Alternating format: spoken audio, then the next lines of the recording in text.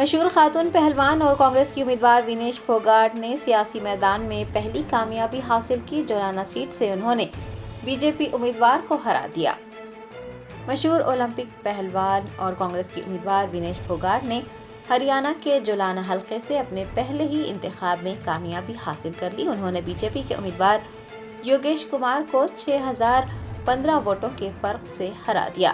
جولانا، جو جیند ضلع میں واقع ہے، ایک اہم انتخابی حلقہ رہا ہے اور آج ووٹوں کی گنتی کے دوران وہاں پر سخت مقابلہ دیکھنے کو ملا۔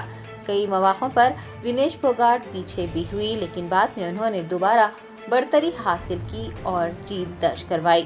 آپ کو بتا دیں کہ یہ انتخاب وینیش پھوگاٹ کے لیے ان کی پہلی سیاسی کامیابی ہے۔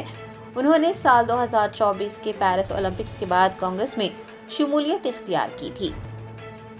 اس حلقے میں جہاں سے وینیش پھوگاٹ کو کامیابی ملی ہے، انڈین نیشنل لوک دل کا غلبہ تھا، جو کہ 2009 سے 2019 تک برقرار رہا اور اس کے امیدوار جیت درج کرواتے رہے، اور کانگریس نے آخری مرتبہ سال 2005 میں اس سیٹ پر جیت حاصل کی تھی۔ وینیش پھوگاٹ کی اس کامیابی کے بعد ان کا سیاسی مستقبل مزید روشن نظر آنے لگا ہے اور وہ اپنے حلقے کی عوام کی توقعات پر پورا اترنے کے عزم کا اظہار کر رہی ہیں۔